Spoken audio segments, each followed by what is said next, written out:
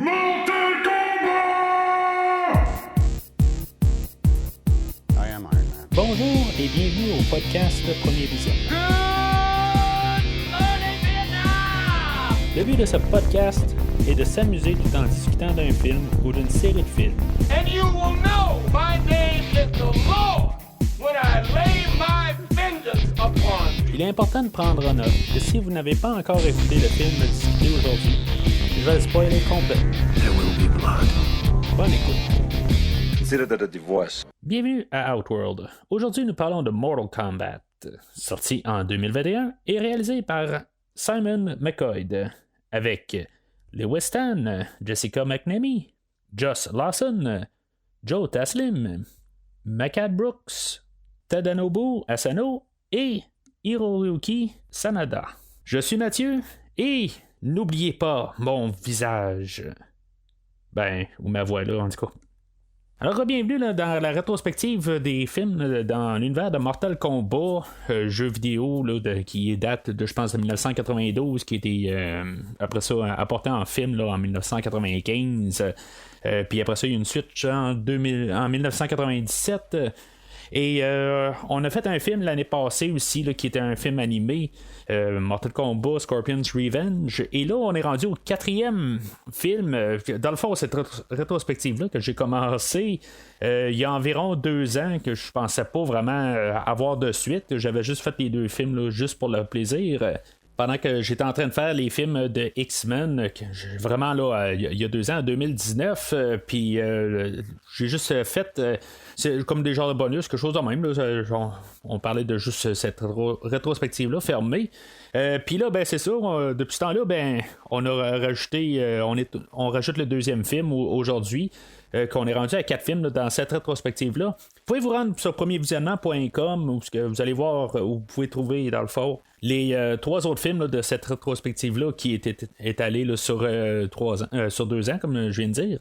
Le but de se rendre à premiervisionnement.com, c'est pour tout juste placer et organiser tous les podcasts que j'ai faits, parce que justement, quand on regarde le début de cette rétrospective-là, c'est pas les dernières semaines, ça fait 2 ans, fait qu'ils sont un peu perdus dans le feed. Fait que en allant sur premiervisionnement.com, vous pouvez tout exactement voir qu'est-ce qui a été couvert au travers là, des pas loin de 3 ans du podcast.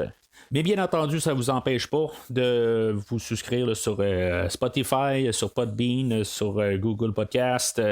Ou en tout cas, peu importe le distributeur de podcasts que vous utilisez pour écouter vos podcasts, ça vous empêche pas d'utiliser ça, mais en même temps, quand vous vous rendez sur premiervisionnement.com, vous pouvez vraiment tout voir un peu tout ce qui est organisé, puis c'est pas mal plus facile de voir qu'est-ce qui a été couvert là, au courant des années.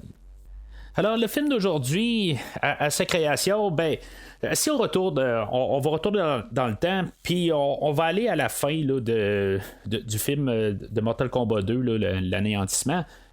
Ce film-là devait initialement avoir une suite. Je sais pas exactement là, comment il allait voir la suite là, à la fin, à partir de la fin du 2e film, là, mais de toute façon, ce film-là a été très mal reçu. C'est voir ce que j'ai à dire là, sur le film, puis en écoutant le podcast là, respectif. C'est ça, ce film-là devait avoir une suite. Puis finalement, c'est ça, on l'a annulé. C'est juste à peu près une dizaine d'années plus tard où on a eu une série sur YouTube qu'on a une mini-série. On avait un réalisateur là, que lui, il voulait faire revivre là, l'univers de Mortal Kombat au grand écran. Il avait fait un petit film de genre 8 minutes. Ça se trouve là, facilement sur YouTube. Puis c'était juste comme une introduction puis pour donner un ton. Puis finalement, cette idée-là est devenue une série que j'ai couvert là, brièvement là, au travers des podcasts. C'est quand même une bonne petite série quand même. Là, en tout cas pour la première saison. La 2e saison, on avait essayé de commencer vraiment une histoire. Puis finalement, ça tombe à plat parce qu'on n'a pas eu 3e saison. Ça finit vraiment avec un cliffhanger. Mais si vous pouvez écouter la première saison, c'est merveilleux. Là, c'est vraiment comme toutes des origines pour plusieurs personnages. C'est quelque chose qui est vraiment le fun à écouter. Puis en même temps, ben, c'est quand même un peu un ton qui est vraiment quelque chose à part là, des deux films qu'on avait eu à l'époque. En tout cas, fait que avec cette idée-là, ben, ça l'a donné cette série-là. Initialement, là, le réalisateur de ça, là, Kevin Tachoran, lui, il a été signé pour faire un film de Mortal Kombat, mais finalement, il y a eu des délais, puis finalement, lui, il a quitté le projet, là, c'était comme trop long, tout ça, c'est des choses qui arrivent régulièrement. Mais on a pu voir qu'avec juste le concept de Mortal Kombat, ben, on a vu qu'on était encore capable, puis il y avait encore une demande pour la franchise, fait que on n'allait pas laisser tomber le projet. Fait que on a James Wan que lui maintenant reconnu là, pour la série là, des décadences là, que j'ai découvert l'année dernière, puis aussi la conjuration, tout ça, du coup, lui, il va agir comme producteur, c'est lui qui va avoir ramassé le projet dans le fond, puis il permettre là, de prendre l'avant ou d'aller de l'avant.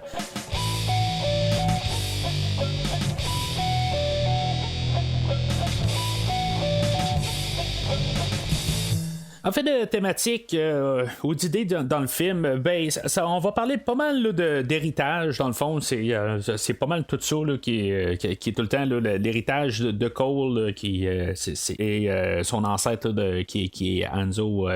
Ou bien connu sous le nom de Scorpion. On a comme l'héritage de qu'est-ce qui s'est passé avant. On a un héritage de Kung Lao, que lui c'est un descendant. Il y a beaucoup de genre tout le temps de la similitude dans ces idées-là. Même là, ben, on peut même étirer là, l'idée, ben, se dire l'héritage de notre personne ou de la personne, peu importe, qu'est-ce qu'ils sont à leur base ou comme on a Kano, quelque part, ben, il faut qu'il trouve sa base ou qu'il se fâche, puis vraiment, ben, il va réussir à sortir son arcana, là, comme qu'on va parler là, beaucoup là, vers la moitié du film. On doit comme trouver notre profondeur pour pouvoir être à notre maximum, quelque chose de même. Là. Fait que c'est pas mal le genre de thématique là, qui va vraiment couvrir là, tout le film là, en général. Là.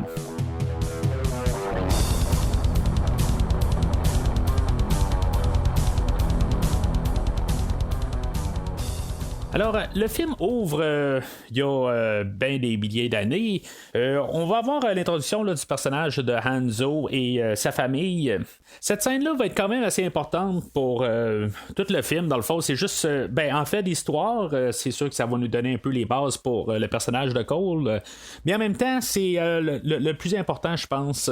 C'est vraiment de placer le ton du film. Puis, tu sais, vraiment contrasté avec les deux autres films qu'on a eu.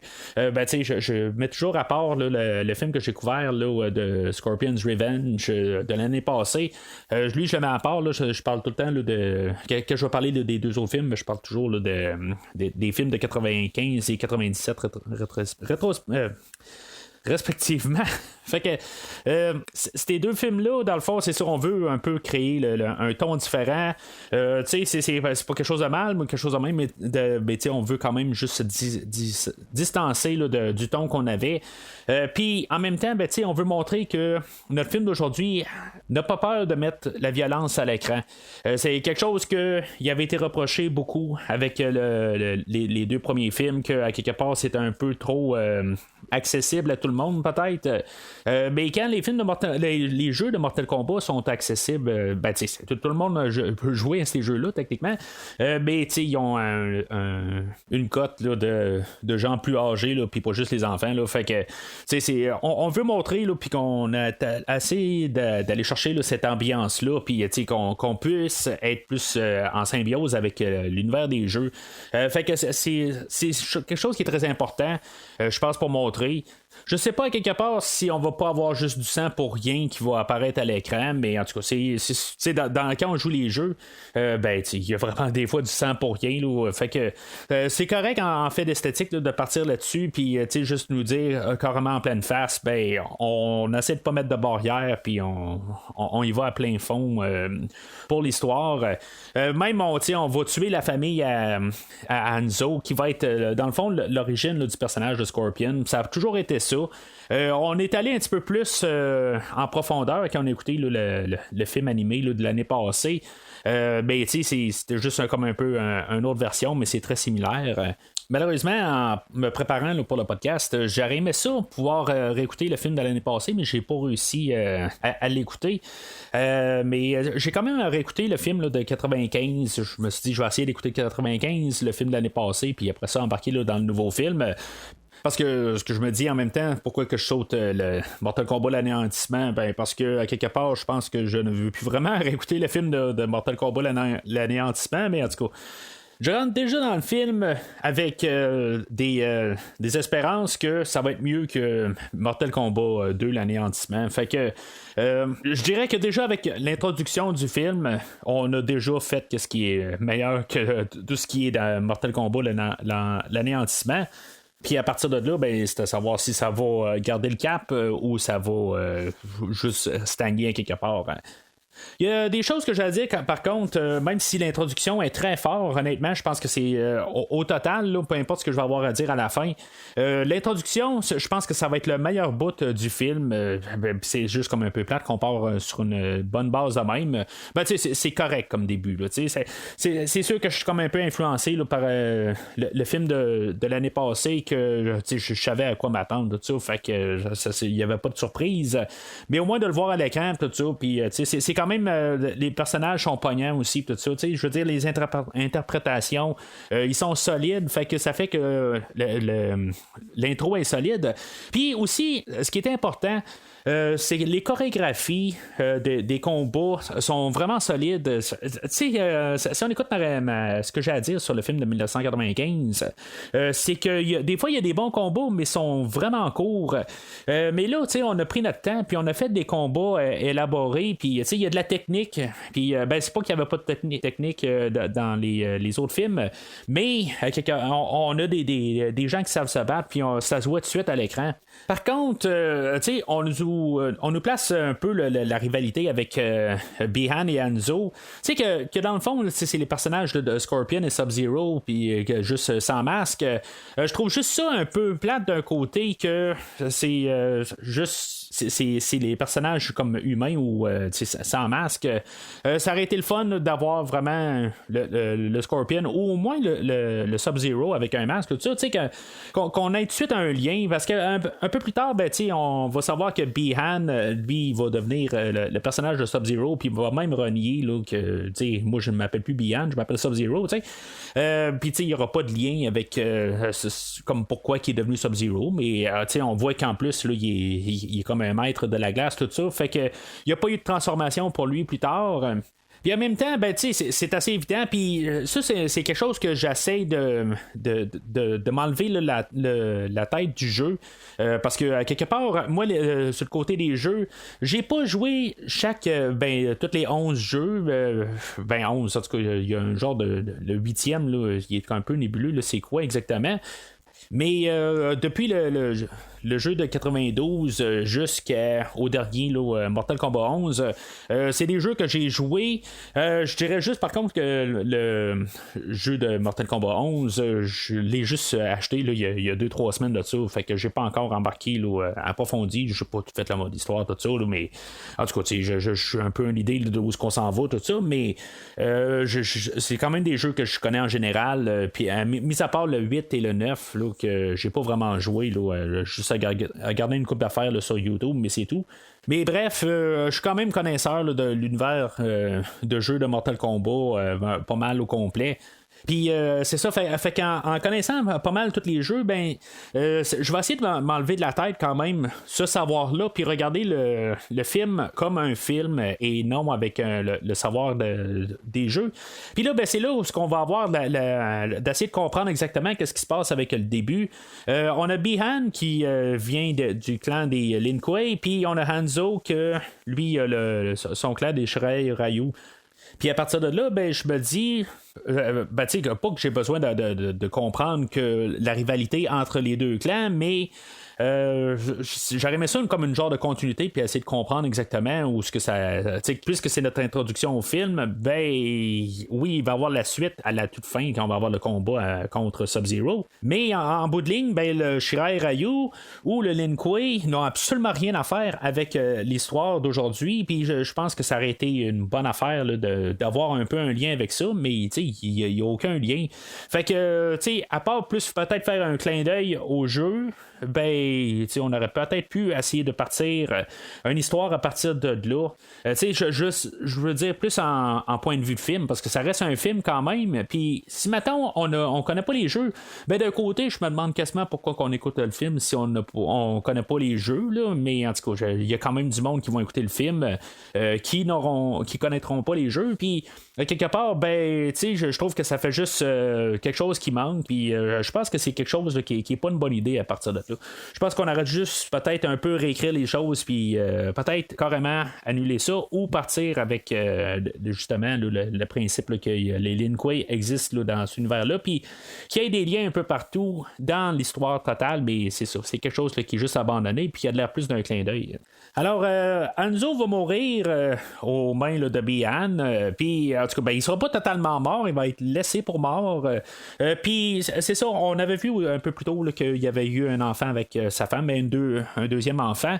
Puis finalement, ben, ça va être Raiden qui va apparaître puis qui va sauver le bébé. Puis on a comme l'idée que peut-être là, ça va être notre personnage principal un peu plus tard, mais on avait su que c'était une fille comme bébé. Fait que la scène suivante où ce qu'on va voir le personnage de Cole Young, puis que il y a un logo, un genre de marque de naissance là, qui est le logo de Mortal Kombat dans le fond, qu'il est né avec. On savait aussi que Hanzo avait la même marque sur lui, fait que on fait le lien assez rapide là, de savoir que il y a peut-être un lien entre les deux personnages. Mais je pense qu'au début, c'est ça, on a fait exprès pour nous dire que le bébé c'est une fille, fait que on se dit bon ben c'est pas le même personnage là, à moins d'un changement de sexe ou quelque chose de même dans la vie de Cole là, mais en tout cas. Si on est un peu allumé, ben, on comprend là, que c'est un descendant ou quelque chose de même, là, puisqu'on a vu que le bébé a survécu. Je sais pas si on aurait peut-être pas dû nous montrer ça tout de suite, puis laisser ça pour le flashback un peu plus tard, juste pour montrer que Raiden apparaît là. On va voir Cole se préparer pour un combat, puis on va voir sa famille. On va faire un peu un parallèle avec le personnage de Hanzo quand même. On va voir sa famille, tout ça. Je veux dire, on voit tout de suite un peu une idée là, que l'histoire se répète. Juste pendant qu'il est dans sa salle là, de casier, là, en tout cas, qui se prépare, je veux pas dire que je suis mieux qu'un autre ou quelque chose de même. En tout cas, tant mieux si vous l'avez vu aussi, mais je trouve qu'à quelque part, c'est un petit peu apparent. Ben, on voit tout de suite le poster de Johnny Cage sur juste placé à côté de Cole. Je l'ai spoté tout de suite en partant. Ce qui va faire que quand on va voir la révélation à la fin du film, ben je vais être un petit peu pas déçu, quelque chose de même. Puis quand on en retourne dans le temps, ou quand j'ai réécouté le film par la suite, là, dans le fond, j'ai écouté le film là, 2 fois pour aujourd'hui. C'est comme toutes des choses que j'avais déjà vues, puis j'avais pas besoin de le revoir. Mais je trouve quand même ça, je me suis dit au début, ok, c'est juste un clin d'œil, si tu le spots, tu le spots. Puis à la fin, j'ai juste comme trouvé ça un petit peu dommage là, que dans le fond, on a voulu nous le mettre là, en pleine face. Puis je trouve que ça aurait été le fun un peu comme un Easter egg, mais en tout cas. On va apprendre que Cole, dans le fond, il fait juste se battre. Puis dans le fond, il y a peut-être un peu du cœur au ventre ou dans le fond, c'est le bouche-trou de dernière minute parce que, dans le fond, pour se faire casser la gueule, il est prêt à prendre juste $200 pour ça. Puis il est arrivé de dernière minute. Il y a quelqu'un qui on a un genre de promoteur là, qu'on a un peu son introduction, tout ça. Puis c'est ça qu'on apprend, là, que Cole est là juste pour, dans le fond, remplir le trou là, de quelqu'un qui l'a lâché à la dernière minute. Alors, comme j'ai dit, c'est ça, il y a Cole qui se fait casser la gueule pour 200$ tout simplement. Dans le fond, on est pour comprendre que Cole, il est capable de se battre, tout ça. C'est un genre de UFC, là, puis son introduction se fait qu'il se fait battre. On peut voir qu'il a du cœur au ventre, tout ça, mais je veux dire, ultimement, il perd le combat. Je sais pas si c'est une bonne idée, à quelque part, de juste montrer notre personnage qui gagne pas. Je sais pas, je pense qu'on aurait pu le montrer là, qu'il y a quand même un peu de succès, tout ça. Je trouve ça étrange un peu comme choix. Peut-être que justement, le côté vainqueur a été surfait, puis là, on essaie de partir là, d'un autre sens. On n'est pas en train d'essayer de créer un Rocky, mettons qu'il y a d'autres problèmes. Mais c'est ça, je pense que c'est quand même intéressant d'un côté. Je sais pas si c'est le meilleur, mais en tout cas, c'est la manière qu'on choisit là, d'apporter notre personnage que quelque part, il va devoir comme peut-être s'améliorer.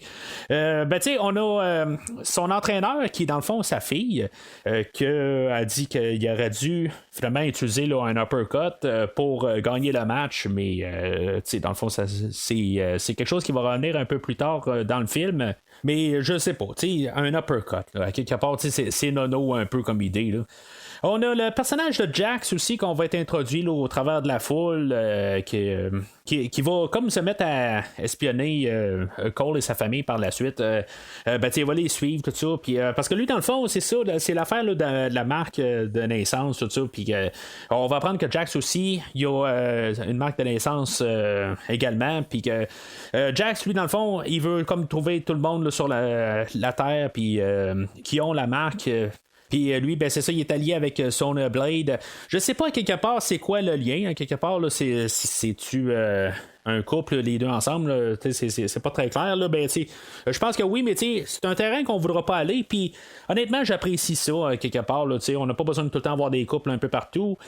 Alors, c'est ça, après le combat, la famille Young, qui est la famille à Cole, ils vont aller dans un petit resto du quartier, puis c'est là qu'ils vont être comme attaqués là, par Sub-Zero. Ils vont se sauver par justement Jax qui est en train là, qui est en train de les espionner, puis finalement, Sub-Zero va continuer là, à les poursuivre. Jax va arriver, puis va dire à Cole, sauve-toi avec ta famille. Mais pourquoi que ils se sont pas mis deux contre Sub-Zero quelque part? Il y a quand même. On voit que Sub-Zero est très fort. Puis Jax aussi, il a la marque. Fait que peut-être qu'il aurait pu avoir besoin de l'aide de Cole. C'est quelque chose tout le temps que à chaque fois que j'ai écouté le film, je me suis dit, il est nono quelque part. C'est pas comme si, mettons, Cole est plus important que Jax. Les deux ont la marque, puis les deux sont comme importants parce qu'ils sont choisis pour le tournoi, tout ça. Fait que je sais pas, il aurait dû se battre les deux ensemble. Mais pour les besoins de l'histoire, puis c'est là un peu une contrainte qu'on fait, que on va avoir Jax que dans le fond il va devoir se battre contre Sub-Zero, qui va être un bon combat aussi visuellement. C'est contrairement au début où on avait eu on avait rajouté des éléments de jeu avec Hanzo là, qui avait pris une corde puis qu'il avait mis un bout de lance, tout ça. Ça faisait vraiment là, comme le personnage de Scorpion, puis il s'en servait. C'était quand même assez brutal. Là, c'est dans la même chose, un peu dans la même idée. On a un combat avec Sub-Zero, puis Sub-Zero va se servir là, de sa glace pendant le combat. Puis il va avoir le fusil à Jax qui va geler sur place, puis va le casser, tout ça. Puis c'est juste visuellement, c'est quand même assez intéressant. On a un petit combat quand même, il est pas trop long, mais juste pour quand même donner l'idée, je trouve que c'est quelque chose là, qui est quand même le fun à écouter. Ultimement, il va finalement réussir à détruire carrément là, les bras à Jax. Ça devait arriver qu'il se fasse détruire ses bras pour finalement avoir des implants plus tard. Honnêtement, le personnage de Jax et ses bras mécaniques, c'est pas quelque chose là, dans les jeux, c'est pas quelque chose là, que je trouve qui est nécessairement là, super intriguant ou quelque chose de même. C'est pas quelque chose que j'ai aimé quand ils ont apporté ça là, dans le jeu de Mortal Kombat 3 parce que dans le fond dans Mortal Kombat 2 il n'y a pas ses bras là, c'est juste dans le Mortal Kombat 3 Je comprends que ça lui donne son identité, puis par la suite, ça a toujours été là, Jax avec les bras de métal, là, mais je sais pas exactement là, pourquoi des fois on peut pas juste la revoir là, sans bras, c'est rendu comme un peu sa marque de commerce, là, ça je le comprends. Mais en même temps, Jax n'a jamais vraiment été un de mes personnages préférés. J'ai jamais vraiment embarqué. Là. Je sais pas si c'est une affaire là, d'anti-américain ou quelque chose de même, là, ce que je ne suis pas, là, mais quelque part, je suis pas tant qu'il représente un petit peu trop là, le rêve américain ou quelque chose de même. Là. Pourtant, je veux dire, je suis un fan de Johnny Cage pareil, là, en tout cas. C'est un personnage là, que j'ai jamais vraiment embarqué pareil. Là. Même au départ, là, dans Mortal Kombat 2, je veux dire, fun à jouer avec des fois, mais il m'a manqué quelque chose. Peut-être que ça lui a donné quelque chose de plus. Il rajoutait ses bras, tout ça. Il était peut-être plus le fun à jouer justement là, dans Mortal Kombat 3, mais quelque part, pourquoi que ce personnage-là est toujours aussi important, je vois pas dans le fond l'attrait. Alors, à la suite de ça, Jax avait donné quand même une adresse pour que Cole se rende. C'est là qu'on va avoir l'introduction de Sonya Blade. Il va avoir laissé sa famille, genre à sa maison, quelque chose de même, là, un peu plus tôt, puis il va y aller tout seul. On va avoir Sonya Blade qui est maintenant interprétée là, par Jessica McNamee. Je sais pas exactement à quoi penser. J'ai un petit peu de la misère avec elle là, tout au long du film. Parce que même, je vais peut-être dire à quelque part, je pense que le problème avec Jax et Sonya Blade qu'on a avec eux autres, c'est pas nécessairement les acteurs. Les acteurs sont quand même corrects là, pour qu'est-ce qu'ils ont à faire. Je dirais que même elle aujourd'hui est mieux comme actrice là, que Bridget Wilson là, dans le film de 95. Mais ce que peut-être Bridget Wilson avait que Jessica McNamee elle a pas, c'est la présence d'écran. Puis même le personnage qui fait Jax, l'acteur qui fait Jax, tout ça, n'a pas cette présence d'écran-là. C'est quelque chose là, qui va me jouer un petit peu plus beaucoup, là, qui va faire que je vais avoir un petit peu de la misère embarquée là, dans les personnages quand on va nous les présenter. Ou sinon, c'est peut-être juste dû au fait qu'après ça, on va être introduit au personnage de Kano assez rapidement. Puis que lui, dans le fond, je pense qu'il va voler la vedette carrément. C'est vraiment une drôle d'interprétation du personnage de Kano. Normalement, tout ce qu'on sait, là, même quand on joue au jeu, on sait que c'est un personnage là, qui est vraiment mauvais, dans le fond. Puis là, on va comme l'embarquer du côté des bons. Puis ça va être ça pour pas mal, là, genre 2/3 du film. Fait qu'il il va rester dans notre bonne équipe. Puis il va embarquer comme un personnage qu'on se dit, il est pas toujours bon, mais à quelque part, c'est un bon personnage au final. Mais en tout cas, on va faire une drôle de tournure avec ce personnage-là. On va en reparler là, dans quelques minutes. Mais honnêtement, je pense que le film va se tenir là, sur le personnage là, de Kano, là, interprété là, par Joss Lawson. Peut-être que c'est juste le fait que c'est notre premier personnage là, qui va nous détendre un peu l'atmosphère, qui va être, il va plus être il va plus nous faire rire. En tout cas, c'est pas des grosses blagues qui nous font rire amplement, mais il va quand même juste un peu alléger l'atmosphère là, qui était quand même assez sérieux là, depuis le début. Notre trio de personnages vont être attaqués là, par le personnage de Reptile, que dans le fond, ça va être Kano qui va prendre le dessus, qui va vraiment. Dans le fond, c'est lui qui va réussir à tuer le personnage de Reptile. Puis, il va y arracher le cœur. Dans le fond, c'est un clin d'œil au premier jeu, parce que c'était dans le fond son fatality. C'est aussi dans ces scènes-là que on avait eu le personnage de Reptile là, dans le film de 95. Puis là, on voit que l'animation s'est grandement améliorée là, au travers là, des années. C'est sûr que ça fait au-dessus de 25 ans du film de 95. Fait que la technologie a changé beaucoup. Ça donnait un certain charme au film là, de 95.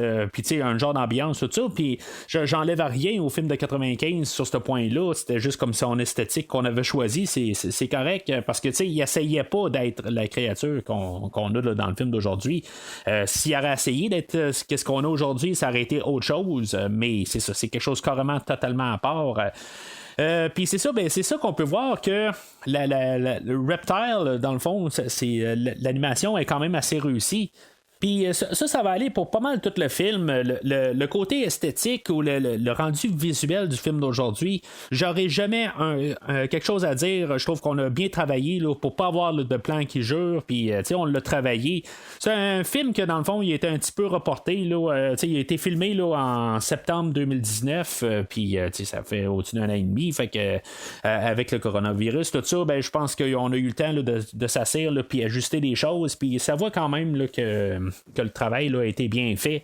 Alors, elle, Sonia, c'est ça, elle nous a comme tout montré, là, dans le fond, c'est quoi le tournoi de Mortal Kombat, puis tout le monde là, qui ont le logo du dragon, ben, c'est des personnes qui sont choisies. Sonia, elle n'a pas son logo, fait qu'elle, ça la met à part. Tout le monde qui ont les logos les reçoivent après avoir battu quelqu'un ou même les tuer. C'est là où comme le logo se transfère sur eux. Mais ça va juste être le personnage de Cole qui va être héréditaire, que lui, dans le fond, ben c'est ça, ça vient là, de sa lignée là, de Hanzo. Dans les choses que Sonia a montrées, ben, elle va être à la recherche là, du temple de Raiden. Puis, dans le fond, Kano, il a cette information-là, il sait où ce que c'est. Fait que c'est lui qui va nous emmener là, dans le désert, qu'on va avoir nos trois personnages. On va prendre un avion. Puis, tu sais, c'est quelque chose qui aussi, pendant qu'il prend l'avion, ben, tu sais, il parle avec le copilote. C'est un vieil ami, une vieille amie. Puis, tu sais, on voit quand même qu'il est pas si méchant que ça, Kano. Je trouve ça quand même, surtout la première fois, c'est sûr que je savais pas exactement comment que le film allait aller. Je me disais, ben, tu sais, on prend les noms de personnages, mais, tu sais, c'est juste ça, dans le fond, c'est pas exactement là, les personnages en soi, là, c'est juste des titres ou des noms qu'ils ont, mais c'est pas les personnages. Puis, même quand je l'ai réécouté, le film, ben, je me dis, à quelque part, tu sais, il est pas si méchant que ça, ce personnage-là. Même si, en fait, là, de description qu'on lui donne, là, il y a encore là, son Black Dragon Clan, tout ça, qu'on peut savoir par les jeux là, que c'est lui, dans le fond, là, le chef de cette organisation-là, puis que c'est vraiment là, des bandits puissants, là, criminels, mais on n'a pas cette idée-là avec l'interprétation qu'on a. Ça jure avec tout ça, fait que ça tournera plus tard, là, en tout cas, j'arrête pas là, d'en faire référence. Là, il restera plus grand chose à dire que je vais en arriver, mais ça va jurer quelque part. On n'a pas l'idée que ce personnage-là va pouvoir tourner. Même nos personnages vont être parachutés dans le désert, tout ça, puis ils vont marcher, puis on va avoir un petit combat là, entre Sonia et Kano rapide, puis on va voir que Sonia est capable de battre Kano. Sonia, elle va pas tuer Kano, parce que dans le fond, elle pourrait avoir le logo qui transfère à elle. Elle va choisir là, quand même de le garder en vie. Puis, tu sais, dans le fond, ça sert à nous montrer qu'il y a un conflit avec Kano, mais ça traverse pas à l'écran. C'est juste ça que je trouve un peu dommage. Ça aurait été le fun qu'il y ait vraiment là, quelque chose qui est conséquent à ça, ou quelque chose de même. On a plus quasiment l'impression que ces deux personnages-là pourraient tomber en amour. Là. Je veux dire, dans un genre d'histoire tordue un petit peu, là, mais ça a l'air plus de ça. Là. Ou peut-être que je me trompe de Sonia, puis je mêle avec Sonia Larousse là, du film là, de genre 1986 avec Arnold Schwarzenegger, là, mais en tout cas, on en revient au film. C'est là qu'on va avoir notre introduction là, du personnage de Liu Kang. Je vais dire quelque chose tout de suite en partant. Je suis vraiment pas convaincu de ce Liu Kang-là. Il manque là, encore une fois de présence d'écran. Je trouve que on aurait dû prendre quelqu'un peut-être qui avait plus là, de carrure ou quelque chose de même. Tu sais, c'est le personnage qui est supposé de gagner le tournoi de Mortal Kombat, puis honnêtement, j'ai pas l'impression du tout. Il a de l'air fragile comme tout. Tu sais, je rien contre l'acteur, là, mais tu sais, on aurait dû prendre un acteur qui est plus planté. C'est sûr que ça va être un peu le but de l'histoire quand on va avoir le le personnage de Kung Lao qui va arriver, c'est comme son grand frère Kung Lao, là, ben, c'est son cousin, quelque chose de même, là, mais c'est un peu ça l'idée que dans le fond, on se dit que Kung Lao est pas mal plus puissant que Liu Kang, puis une fois qu'on va tuer Kung Lao, ben ça va être un peu le dilemme là, à Liu Kang, il va être un peu là, débalancé, tout ça, mais j'ai comme jamais là, l'impression que ce Liu Kang là est un gagnant. Encore une fois, c'est rien contre lui, mais c'est juste dans la présence d'écran. Il n'y en a pas.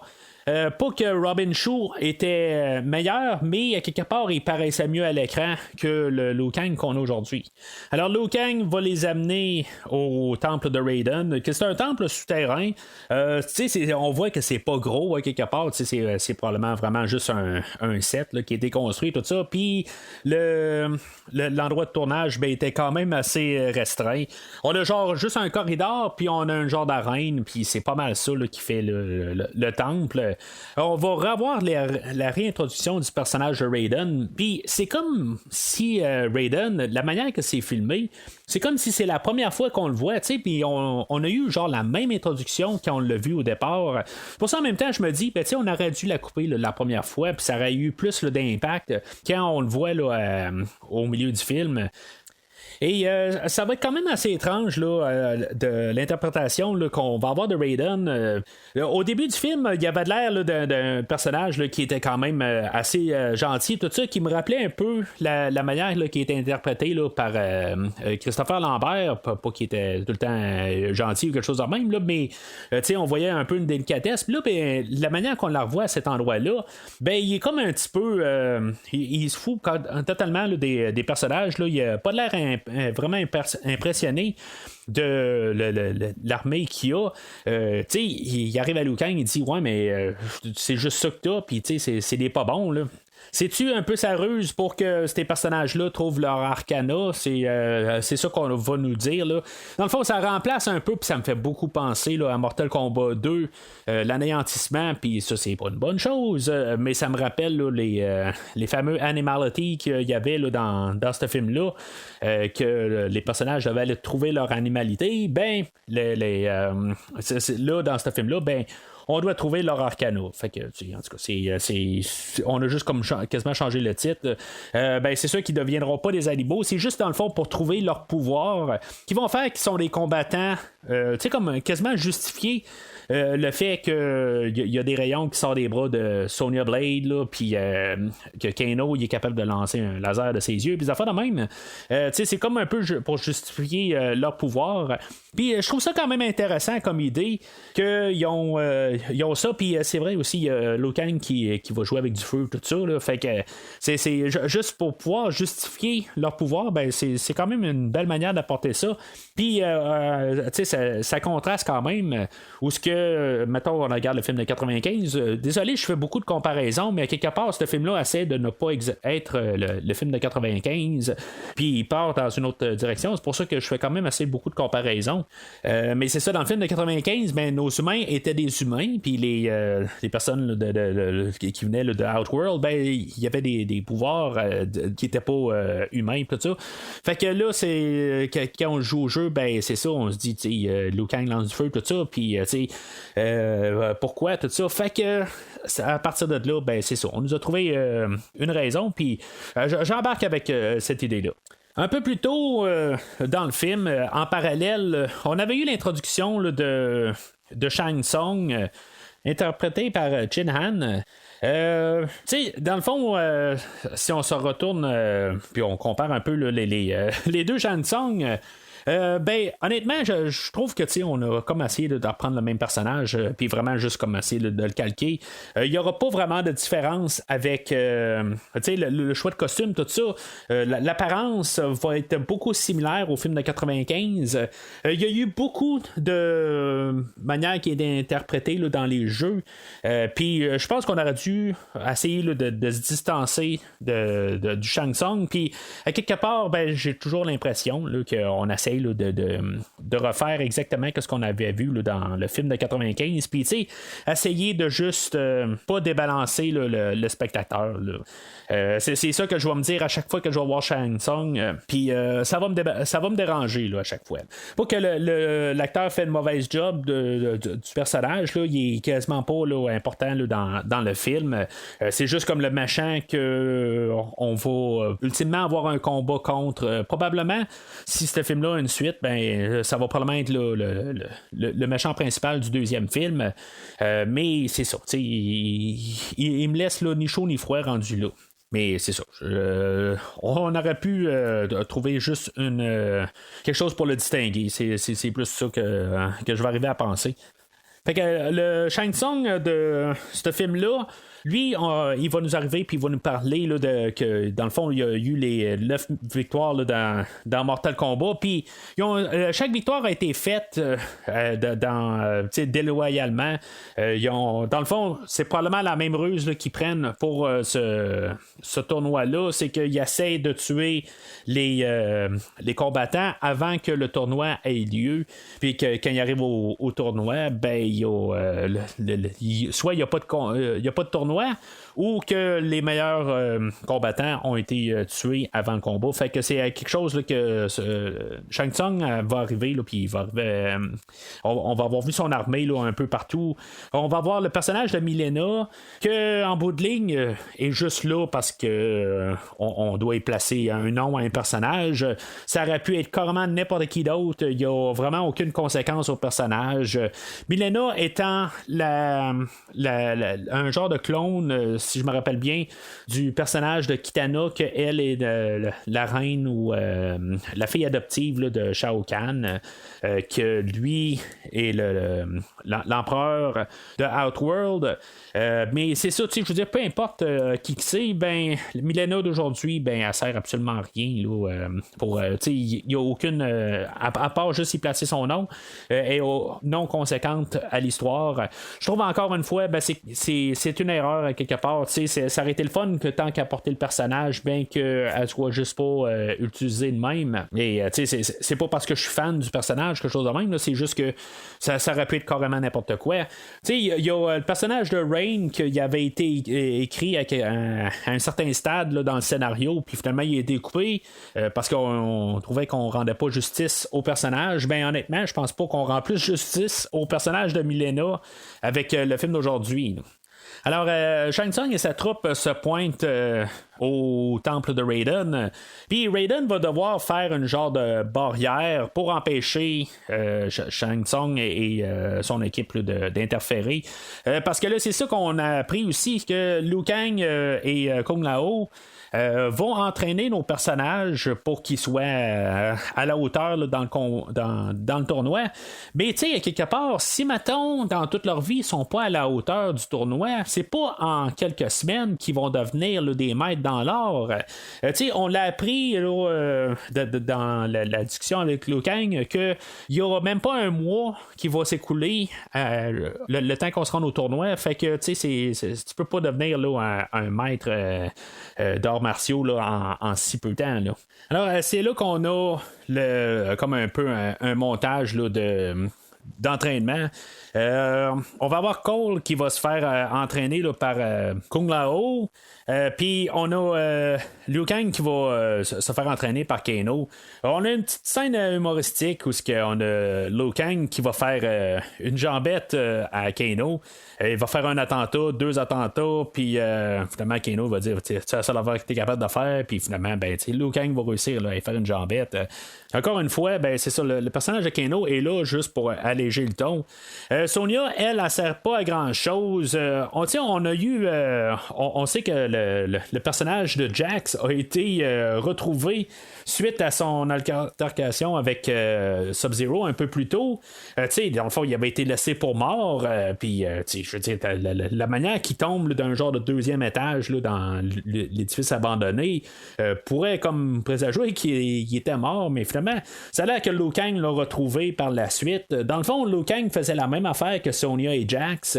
Il parcourait le monde pour trouver là, les personnes avec le logo. Puis c'est ça, fait qu'il l'a ramené au temple. Puis Sonya, dans le fond, elle va s'occuper de Jax comme un peu la motivation, tout ça. Là, fait que c'est à ça qu'elle va servir techniquement, là, mais on sait que naturellement, si on a vu le film de 95 ou même sa mauvaise suite, ou même par les jeux, on sait que c'est une combattante, puis juste par scénario, on sait bien qu'éventuellement, elle va se pogner un logo d'une telle manière, puis elle va être une combattante.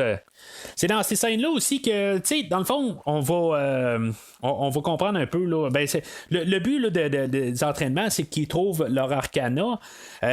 Puis, c'est ça, dans le fond, on va travailler sur le personnage de Kano. Dans le fond, on va juste un peu le pousser à bout. Puis, c'est en étant à bout, c'est là qu'il va trouver son arcana. Fait que c'est ça le but, dans le fond. Les gens doivent être à bout pour trouver leur arcana. C'est un petit peu nono comme idée, là, rendu là. Mais c'est ça, c'est comme il faut qu'il soit au bout du désespoir ou quelque chose de même.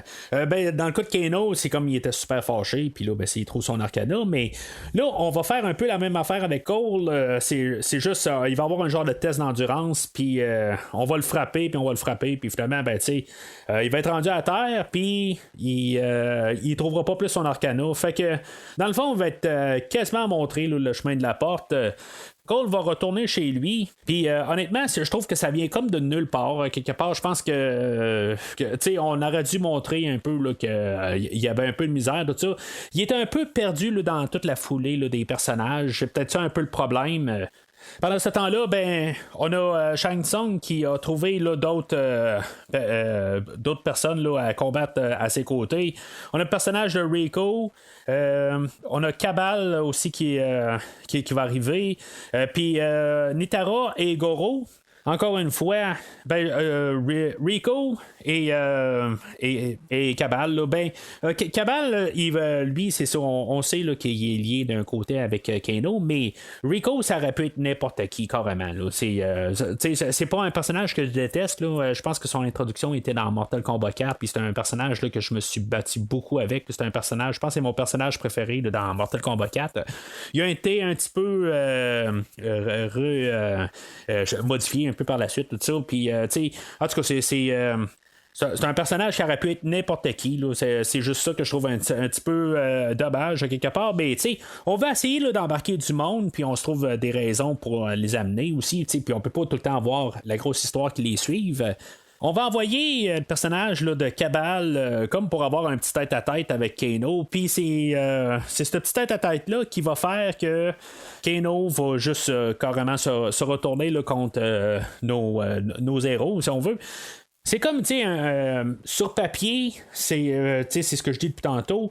Sur papier, on sait que ce personnage-là, il peut les trahir, tout ça. Puis c'est correct, on nous a montré un peu on nous l'a présagé tout ça, puis même si on connaît le jeu, on sait que c'est un personnage qui est mauvais, comme j'ai dit.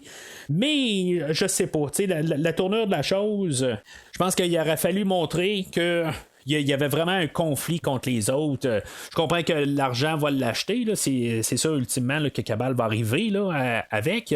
Mais j'ai pas l'impression qu'au pire, oui, il va avoir vendu son âme, mais j'ai pas l'impression là, que c'est une mauvaise personne. C'est ça un peu que je trouve plate avec le Kano d'aujourd'hui. Bien qu'il est bien interprété, puis j'aime bien le voir à l'écran. Il est mal écrit. Comme plus tôt, là, où on avait eu la scène où il avait trouvé son arcana, tout ça, c'était comme un peu une idée qu'on montrait qu'il s'était fâché contre les autres, mais c'est ça, cette scène-là, elle termine, que finalement, c'est bénéfique pour Kano parce qu'il a trouvé son arcana. À quelque part, le conflit a comme été résolu, puis j'ai pas l'impression que c'était un conflit qui allait durer à la suite de ça.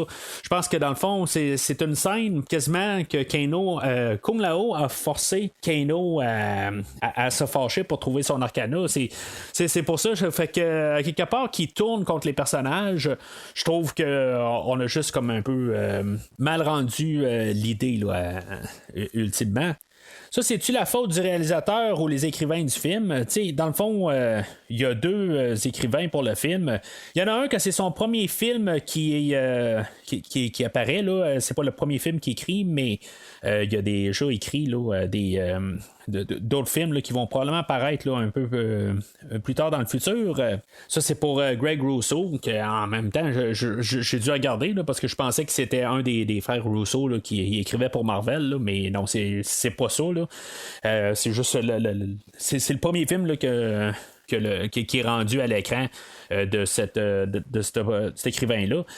Puis on a l'autre, Dave Callahan, que lui, j'ai déjà parlé là, avec mon ami Christophe Lassens là, du podcast Fantastica Radio Web.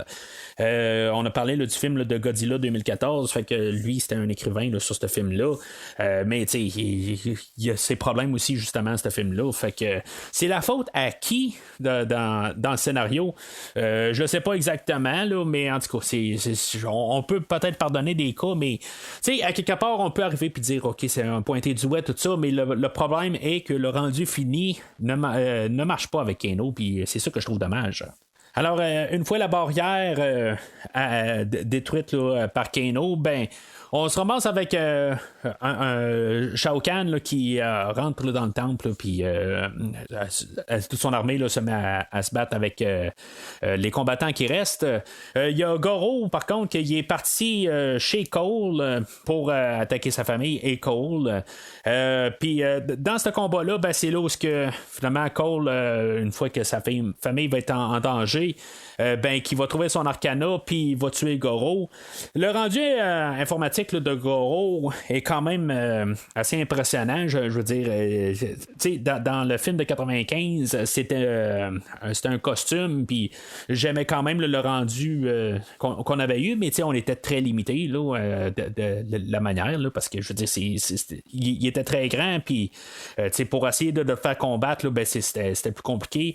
Là, c'est clair qu'il est animé, mais le rendu informatique là, est super beau. Là. J'embarque quand même là, avec ce Goro-là. Puis c'est le fun quand même dans le temps qu'on vit. Les rendus informatiques, on a quand même un film, là, ben, il y a quand même un bon budget là, d'environ 50 millions. Il y a quand même beaucoup d'argent là, qui a été mis, mais c'est relativement là, un film là, à moyen budget, dans le fond. Puis on a un beau rendu là, à la suite, puis les combats là, avec tous les personnages là, qu'on a rendus à l'informatique, ben, sont crédibles. Fait que, en ayant trouvé là, son arcana, ben, il va tuer Goro, puis il va lui couper la tête, il va le couper partout, tout ça, ça va être assez dégueulasse, mais c'est ça un peu le Mortal Kombat, c'est juste de mettre des manières là, de tuer le rival, puis d'une manière là, le plus écœurant possible. Puis c'est ça, tuer Goro de même, ben, je trouve ça quand même le fun puis récompensant là-dedans. On a Rico qui va se battre contre Jax, puis Jax va se faire ramasser. Même chose pas mal pour Milena et Sonya. On va avoir Kung Lao qui va se battre contre Nitara, puis il va utiliser, je pense, une manière là, de la tuer qui vient directement d'un jeu, un jeu que j'ai pas joué souvent, ben que j'ai pas joué techniquement là. Je pense que ça vient de Mortal Kombat 9. En tout cas, c'est pas une manière là, que j'ai vu souvent. C'est sûr qu'il y a tellement de manières là, de tuer les personnages que je les ai pas toutes vues, je pense là, où ça vient peut-être du 10e, je sais pas là, le chapeau qui est à terre comme une scie, puis que finalement elle va se passer la tête au travers là, une fois qu'elle va atterrir. Quand même, le personnage de Nitara, c'est pas un personnage là, que je pense qu'il apparaît juste dans un jeu. C'est un genre de vampire ou quelque chose de même. Puis elle sert juste à faire un peu là, de la menace, tout ça, mais pour rajouter avec Kano, pas Kano, mais Goro, pour voir qu'il y a des personnages qui sont surhumains, là, pareil comme qu'on avait vu Reptile un peu plus tôt. Mais encore une fois, ça pouvait être n'importe qui rendu là. Il y avait pas. C'est juste son apparence, dans le fond, qui fait le personnage. On s'en fout pas mal là, de qui que c'est. Là, j'avais pas parlé là, de Kung Lao, je l'ai juste laissé en illusion. Kung Lao, honnêtement, il était un petit peu exagéré à quelque part, mais c'est encore un autre personnage qui va voler pas mal l'écran quelque part. Il va contraster avec Kano, mais sauf que le problème, c'est que Kung Lao va mourir là, dans cette scène-là. Il va y avoir le personnage de Cole qui va revenir de chez lui. Il va avoir pris un téléporteur, puis il va se rendre au temple, puis finalement, ben, juste pour sauver la vie à Cole, ben, Kung Lao va se pointer, et finalement, il va se faire ramasser par Shang Tsung, et il va se faire tuer. Honnêtement, je trouve que c'est un choix assez choquant. Je veux dire, j'ai été choqué sur le coup. Je m'attendais vraiment pas à ça. Mais ça va aider, dans le fond, au personnage là, de Liu Kang, comme j'ai dit un peu plus tôt. Là, en tout cas, que Liu Kang là, développe là, un genre de maîtrise de soi là, ultime là, dans le prochain mois, dans le prochain 3 semaines, là, jusqu'au tournoi. Comme j'ai dit plus tôt, j'y crois pas vraiment. Mais, tu sais, honnêtement, là, la présence de Kung Lao, tout ça, je pense que, du point de vue du réalisateur, je pense qu'il a fait sa job à quelque part. Il fallait sentir que Kung Lao était le meilleur de toute la gang. Puis, honnêtement, je pense que c'est ça qu'on ressent tout le temps à chaque fois que Kung Lao est là. Mais de se faire tuer, c'est que je m'attendais vraiment pas à ça. Puis, je veux dire, je trouve que c'est merveilleux à partir de là. Tu sais, des fois, on peut penser là, que ces films-là sont. Tu t'attends à une certaine affaire, tout ça, mais que là, on tue Kung Lao vite de même. Point de vue, histoire de tout ça, tu sais, j'aurais dû voir ça venir, là, quelque part. Tu sais, le maître se fait tuer, comme Obi-Wan Kenobi qui se fait tuer à mi-chemin là, du premier film là, de Star Wars, là, ou l'épisode 4, en tout cas. Tu sais, vous comprenez ce que je veux dire? Ça reste quand même le premier film de Star Wars, peu importe là, le nom qu'on y place dessus, avant qu'on dise que je connais pas Star Wars. Mais comme j'ai dit aussi plus tôt, ben, le problème, c'est que, mettons qu'on va sur l'analogie là, de Star Wars, ben, on n'a pas un Luke Skywalker dans Liu Kang. C'est ça peut-être le gros problème majeur dans ce qu'on nous présente là.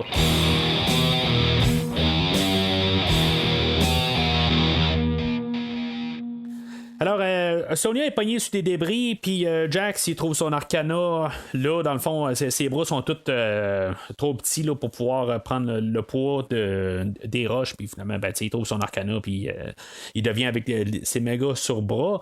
Dans le fond, là, visuellement, là, ça marchait pas tout le long du film, puis, encore une chose là, que je m'étais pas comme cassé la tête la première fois que j'ai écouté le film, je me suis dit, voyons, les bras là, sont ratés comme tout, je comprenais pas. Je me suis dit, bon, ben, juste la question d'Arcana, c'est juste qu'il y a ses bras de métal, tout ça. Mais c'est ça. Et avec son Arcana, ben, ça va être ses bras qui vont être comme rendus super puissants. C'est un petit peu nono, quelque part, ça aurait dû venir de l'intérieur, tout ça, d'être capable, comme tout le monde. Sonya, plus tard, ben, va être capable de lancer des genres de rayons. Liu Kang est capable de faire du feu, tout ça. Puis même Kano qui est capable de lancer des lasers de son œil. Lui, dans le fond, c'est ses bras qui deviennent complets ou quelque chose de même. C'est comme pourquoi ils n'ont pas construit des bras avec des muscles dedans. Là, c'est un petit peu nono. Raiden va prendre nos personnages dans le fond, puis on va se rendre dans un endroit qui s'appelle le vide, qui est comme entre le Outworld et le royaume de la terrestre, le Earth Realm, ou en tout cas peu importe le terme qu'on y met. Puis c'est comme dans le fond le plan de match, ça va être de refaire les combats qu'on vient de voir il y a quelques minutes, mais de prendre nos personnages un à un. Mais c'est ça qu'on avait eu là, justement. Je comprends pas. Cole va arriver et va dire ben ouais, mais ils jouent tout le temps là, déloyalement, mais dans le fond, même si on avait eu beaucoup de personnages, tout le monde était un sur un pareil. Fait que ça marche pas là, en fait là, de qu'est-ce qu'on nous dit là, mais le plan de match, c'est de refaire qu'est-ce qu'on vient de faire. Dans le fond, c'est juste de les prendre un peu peut-être là qu'ils soient pas sur leur garde quelque part, mais on va juste se battre pour se battre. Peut-être que ça fait plus jeu de Mortal Kombat où que dans le fond on va avoir juste des environnements différents, puis on va avoir comme des combats juste à succession, puis comme juste régler tous nos personnages. C'est dans cette scène-là là où ce qu'on va avoir Kano et Sonya, dans le fond, qui vont se battre encore une fois. Puis finalement, ben, Sonya, c'est là qu'elle va avoir son arcana. Pendant ce temps-là, ben, on a Milena qui va se battre contre Cole. Puis en bout de ligne, ben, c'est ça. Cole est pas capable là, de battre Milena. Fait qu'il faut qu'il y ait Sonya qui arrive pour le sauver. Tu sais, c'est notre personnage techniquement principal du film. Puis on l'a pas vu gagner. À part pour le personnage de Goro, qui est quelque chose quand même assez majeur. On s'entend que Monsieur à quatre bras, ça peut être assez quelque chose d'assez difficile à battre. Mais je comprends pas tout à fait là, vraiment le Arcana à Cole. Il devient juste comme un combattant avec une armure. C'est juste ça en bout de ligne. Il peut encaisser des coups. C'est juste que je me dis, encaisser des coups, tout ça, tu sais, il aurait pu le faire là, dans toute sa vie, à quelque part, là, trouver son arcana, tout ça, là, tu sais, en tout cas, c'est juste assez étrange, là, dans le fond, là, que c'est juste à ce moment précis là, qu'il trouve son arcana. Puis, tu sais, même son apparence, là, c'est genre une saute là, de Aquaman, là, quelque part, là, c'est tout simplement. Mais en tout cas, ça, c'est un petit épilogue là, sur ce que j'ai à dire là, sur l'arcana là, de Cole. Pendant ce temps-là, on a Liu Kang qui va se battre contre Cabal, puis on va avoir un autre Fatality là, qui fait là, qui est quand même assez signature du personnage, où on va avoir comme le dragon dans le fond de Mortal Kombat qui va manger le personnage de Cabal, et on va avoir Jax qui va se rebattre encore contre Rico, mais dans le fond cette fois-là Jax va avoir des bras où il va être capable de supporter les coups, puis va être capable de se battre avec. Puis c'est ça, dans le fond, il va écraser la tête à Rico. Tu sais, dans le fond, on a juste mis des genres de finishers sur nos personnages. Puis, tu sais, pour terminer les personnages, j'aime ça. Dans le fond, on a des finishers là, qui nous balancent, tout ça. C'est juste que je trouve que c'est juste un montage qui ne donne pas rien, là, en fait, combat, tout ça. Tu sais, puis on fait comme nous dire que, bon, ben, les combats qu'on vient de voir il y a quelques minutes, on a juste comme les combats revanche, puis on nous balance ça là, en 3 minutes, tout est terminé. Tu sais, il n'y a pas de menace du tout. Là, on sait qu'ils vont gagner, tout ça. Je sais pas, il y a quelque chose là, qui me laisse sur ma soif là, rendu là. Je me dis, d'un côté, on aurait pu juste comme éliminer là, les personnages un à un tranquillement pendant tout le film, là, tant qu'avoir tous les personnages là, en rafale à la fin. On avait vu des bons combats là, au début du film, puis là ben, on dirait que tout est comme tronqué plus le film avance. Mais en même temps, ben, on laisse de l'espace au fait que Sub-Zero va retrouver là, la famille là, à Cole. Pour faire comme un parallèle avec Hanzo au début, ben on sait que Cole a sa famille, puis Hanzo au début avait sa famille. Ben, Sub-Zero a retrouvé la famille à Cole, puis il va les geler sur place, puis en tout cas, ça a l'air qu'ils sont pas morts, ils sont juste gelés là. Fait que c'est peut-être une course contre la montre, quelque chose de même. Sub-Zero, tout de suite, au moment précis, tout de suite après, va, après avoir gelé la famille de Cole, va aller retrouver Cole, puis il va y remettre là, un bracelet d'élastique là, que sa fille elle avait, là, dans le fond, pour qu'on comprenne le message là, qui dit que regarde, j'ai ta famille. Alors, ils vont les deux se ramasser là, dans un endroit ailleurs. Puis, c'est ça, on va voir comme le combat décisif là, avec Sub-Zero à cet endroit-là. Mais on va voir les deux qui vont se battre ensemble. Puis là, ben, à cause que Cole va utiliser la lance, le bout de lance que Hanzo avait été tué avec au début du film, ben ça va réincarner là, ou faire réapparaître le personnage de Scorpion. Fait qu'on va avoir Scorpion et Cole qui vont se battre contre Sub-Zero. Tu sais, honnêtement, là, la finale de ce film-là va être quand même assez solide comme combat. On a laissé de l'espace, comme j'ai dit, dans le fond, on a tous nos personnages secondaires vont s'avoir battus ensemble, puis on va avoir on va s'être débarrassé là, de tous nos personnages, dans le fond, pour laisser juste l'espace là, à notre combat final. Puis, c'est quelque chose là, qui est quand même assez bien. Là. On a un bon combat. Peut-être que c'est l'acteur là, qui fait Scorpion, là, il sait se battre. Je sais pas si c'est lui tout le temps. C'est quand même quelqu'un là, d'assez âgé. Là. Il a genre 58 ans. Pour qu'à 58 ans, on est super vieux puis qu'on peut pas se battre. Il y a des gens là, qui peuvent se battre encore à 70 ans puis sont très solides. Puis je voudrais pas me frotter contre eux autres. Mais en même temps, on a un Scorpion qui n'est pas comme un peu un allure classique. Là. C'est un genre là, de Scorpion ermite là, qu'on a vers les derniers jeux plus que dans les premiers jeux. Ultimement, on a gardé là, le moment signature là, de Scorpion où il va cracher du feu pour brûler là, son adversaire. Je sais pas si on aurait dû avoir une genre là, de tête de mort. Là. On a comme trouvé un peu entre les deux. Là, c'est quelque chose là, qui est très reconnu là, dans l'univers de Mortal Kombat. Que juste Scorpion retire là, son masque. Puis finalement, il y a comme une tête de mort en dessous pour cracher du feu. C'est ça, on a un peu entre deux. Où ce qui va juste comme un peu sa peau va se former un peu en crâne, mais finalement on va laisser ça juste à ça. Mais en même temps, je pense que dans le film de Mortal Kombat 95, je pense que on avait fait le Scorpion traditionnel, tout ça. Fait que ramener là, Scorpion un peu différemment, puis juste faire une adaptation différente, je pense pas que c'est une mauvaise chose. Quand on la garde juste en éloigné un peu, là, en se mettant en troisième personne. J'aurais aimé ça, à quelque part, juste que vraiment qu'on ait la tête de mort juste pour l'avoir.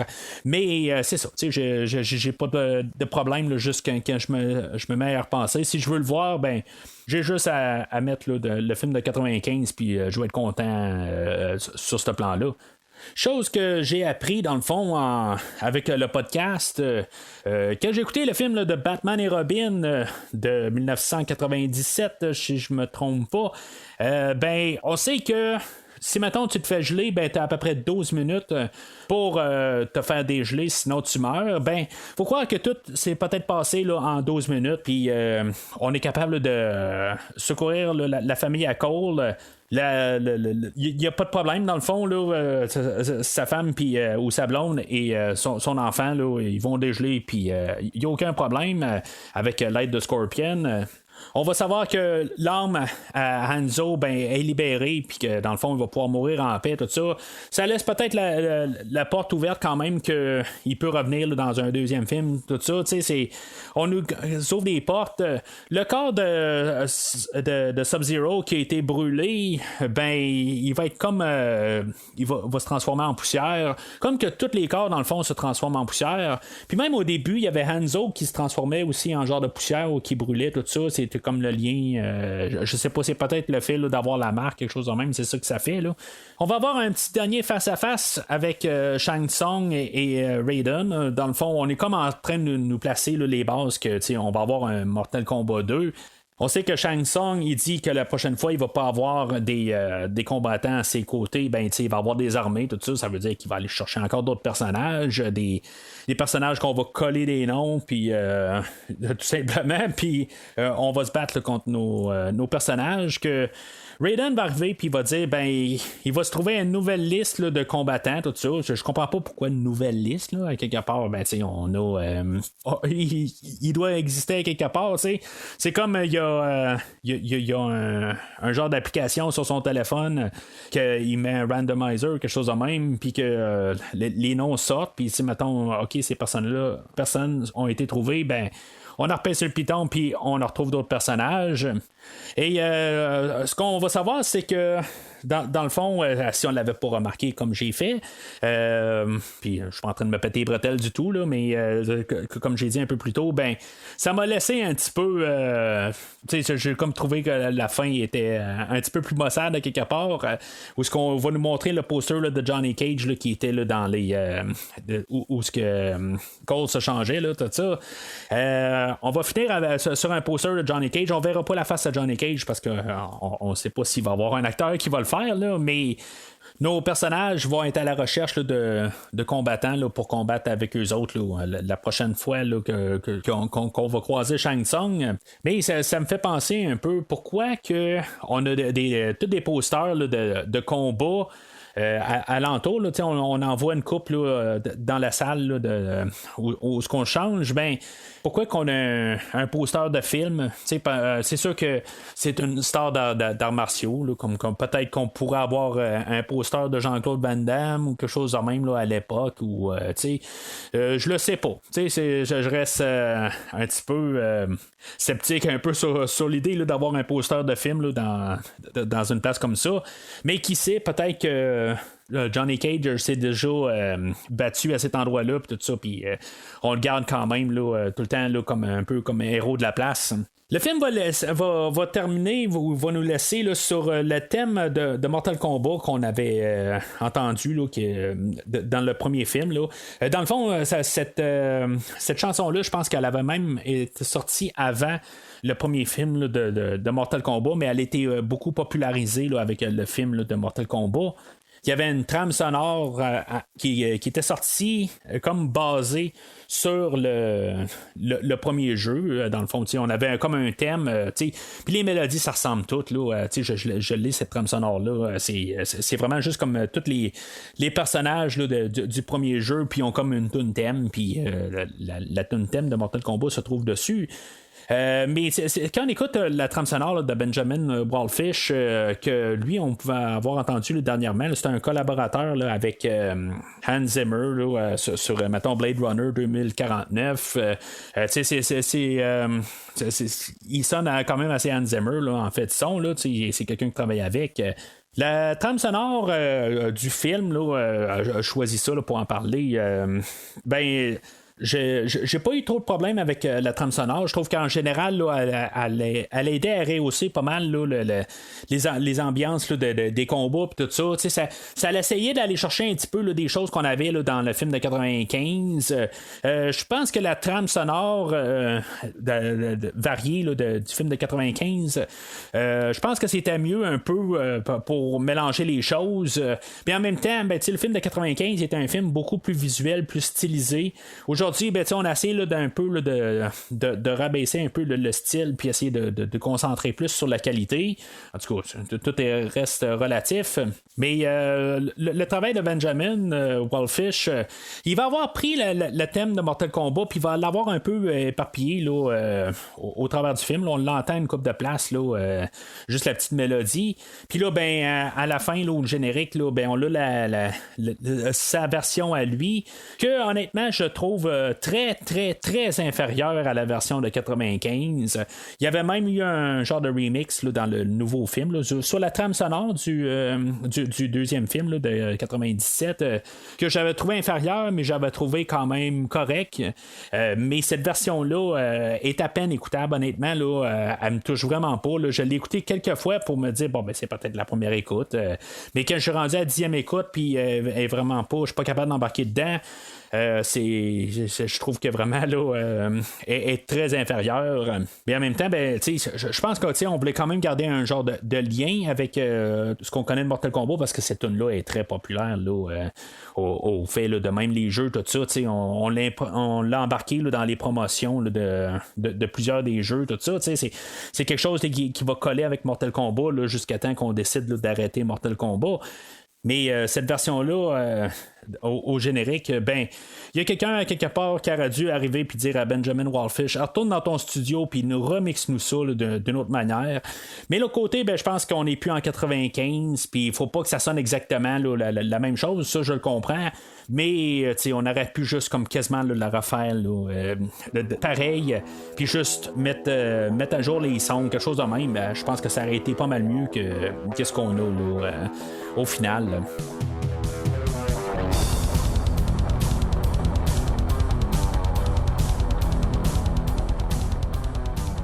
Alors en conclusion, Je dirais que la première fois que j'ai terminé le film, là, j'étais vraiment comme vraiment pas décidé là, de qu'est-ce que je pouvais conclure là, sur le film d'aujourd'hui. Je savais pas si je l'aimais, c'était-tu le meilleur, c'était pas le meilleur, tout ça. Puis c'est quelque chose là, que j'ai eu le temps un peu là, de mijoter, tout ça. Puis après ça, je l'ai réécouté là, une journée plus tard. Puis je regarde tout ça, puis honnêtement, je pense pas que c'est la pire chose. Moi, dans les espérances que j'avais là, pour rentrer dans le film, c'est que je voulais que ça soit meilleur que le deuxième film, puis à partir de là, ben, on a déjà fait un exploit. Un exploit, c'était pas dur à battre, mais quelque part, je me suis dit, c'est déjà au moins un jaune si, mettons, on fait meilleur que le film de 1987. Fait que, en partant, ben, on a un jaune minimum. Qu'est-ce qui pourrait aider à faire monter à un vert? Ben, tu sais, c'est sûr qu'on a des bonnes chorégraphies. On a Kano, que je trouve quand même le fun. On a le mariage là, des pouvoirs, tout ça, puis tu sais, donner l'explication, là, pourquoi que nos personnages là, sont comme des humains, mais avec des pouvoirs, tout ça. Tu sais, puis qu'on a le pouvoir là, qui sont exécutés, tout ça. Tu sais, je trouve ça quand même le fun, tout ça. L'esthétique du film, là, visuellement, tout ça, tout va bien, tout ça.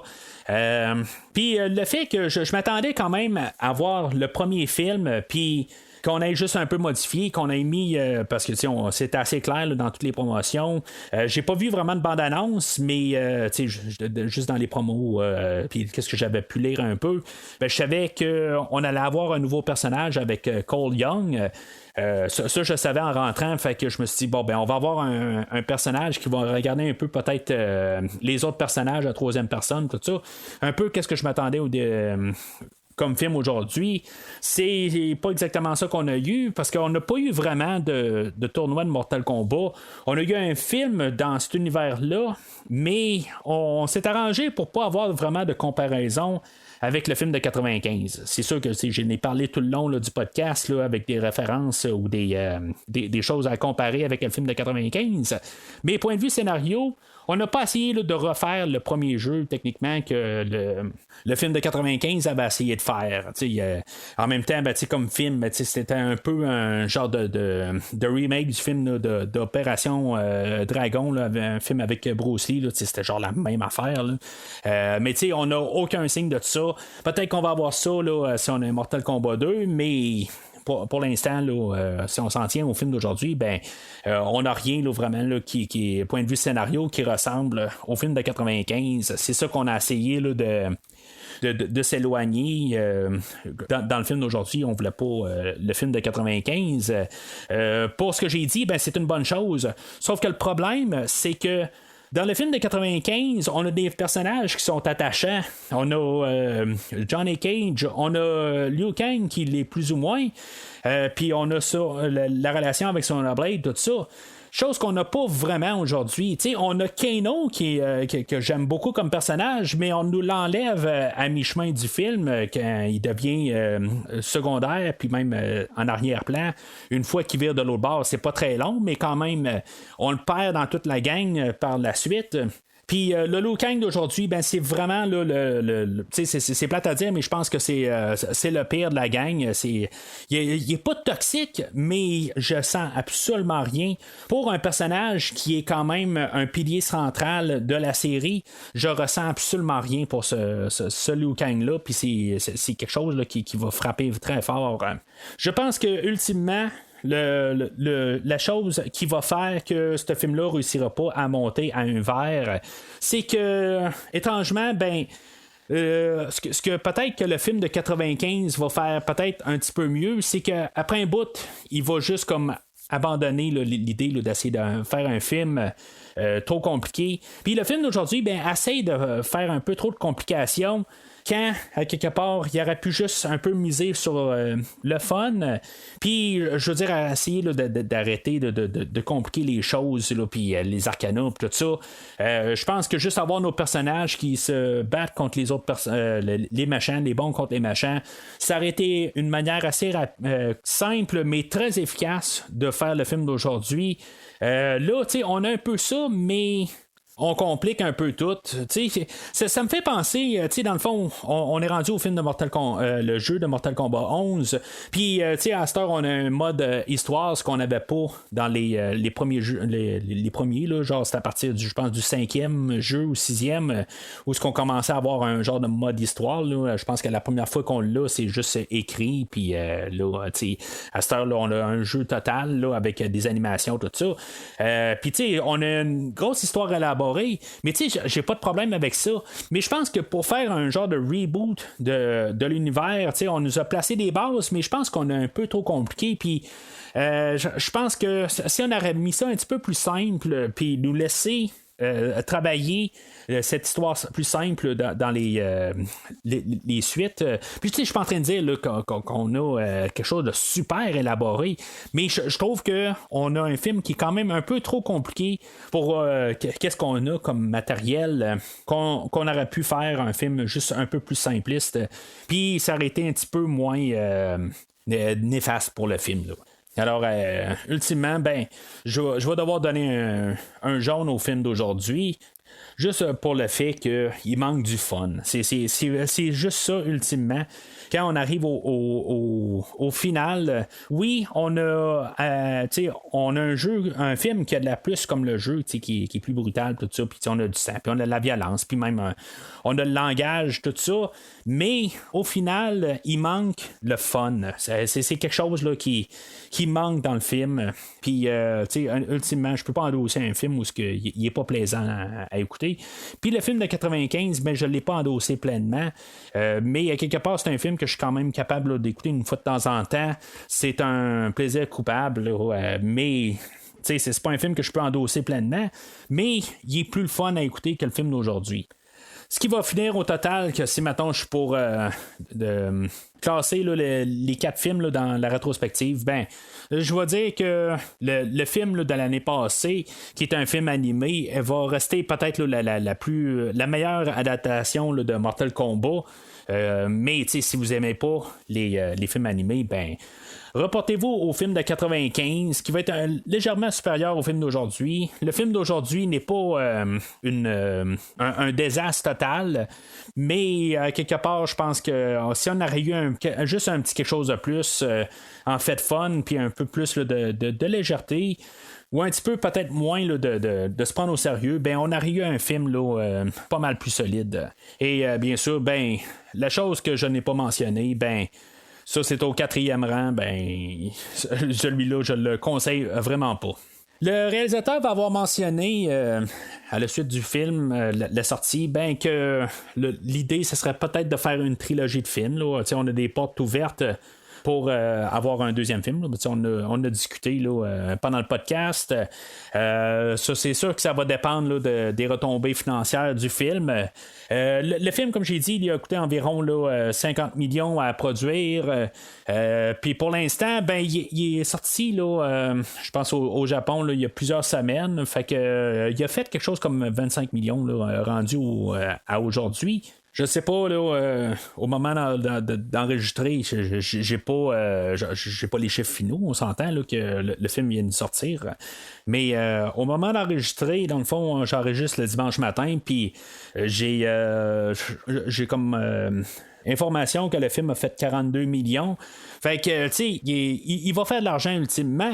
Mais est-ce que ça va être assez pour faire une suite?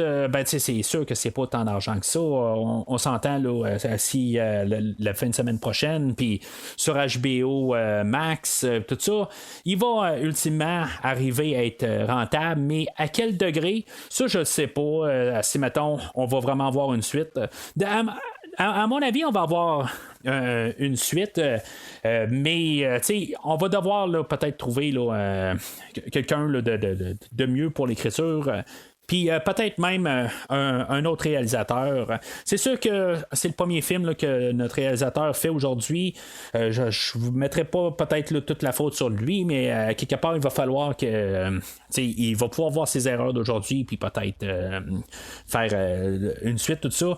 D'un côté, j'aimerais ça, avoir le même réalisateur au prochain film. Ça va faire une continuité, puis on va sentir qu'il y a une suite.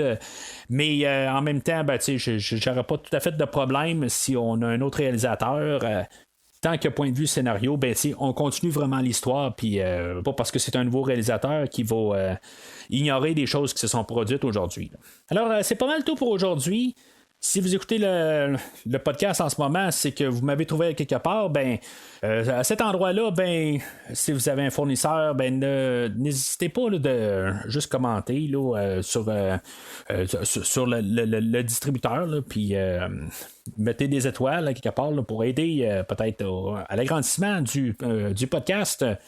Bien sûr, ce qui serait merveilleux, c'est de suivre Premier Visionnement sur Facebook et Twitter, puis trouver là, le post du film d'aujourd'hui et de marquer vos commentaires, dans le fond, sur le film. Êtes-vous d'accord avec moi? Est-ce que je suis trop ref sur qu'est-ce que je dis à la fin, surtout?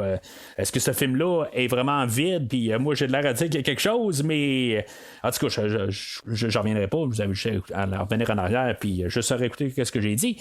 Mais gênez-vous pas de dire votre opinion, là, puis juste discuter quelque part. Toutes les opinions sont valides. Et peut-être même que pour vous, Liu Kang aujourd'hui, c'est le meilleur élément du film. Ça se peut, je veux dire. Puis vous n'êtes pas dans l'erreur, mais en tout cas, je stresse le bon, mais. Ce qui s'en vient pour le podcast là, dans les prochaines semaines, ben, on va continuer notre rétrospective des slashers Jason et Freddy. Et bien sûr, ben, on va revenir là, dans l'univers de DC. On va parler là, du Chevalier Noir prochainement. Et éventuellement, ben, on va arriver là, dans l'univers là, de DC là, qu'on connaît aujourd'hui. Tout ça, fait que ça, c'est des choses là, qui s'en viennent là, dans les prochains mois. En fait de sortie, ben, ce qui est vraiment planifié, là, c'est de parler là, du film de Spirale là, dans les prochains, je pense, dans à peu près un mois et demi. On va voir le prochain film là, dans la série Décadence. Pour ceux qui sont nouveaux au podcast, ben, la série Décadence, je l'ai toute couverte là, l'année passée. Fait que vous pouvez retourner en arrière et écouter ça là, en attendant. Puis comme j'ai dit au début du podcast, là, ben, gênez-vous pas là, de vous rendre là, sur le site officiel du podcast premiervisionnement.com. Mais d'ici le prochain épisode, trouvez votre animalité.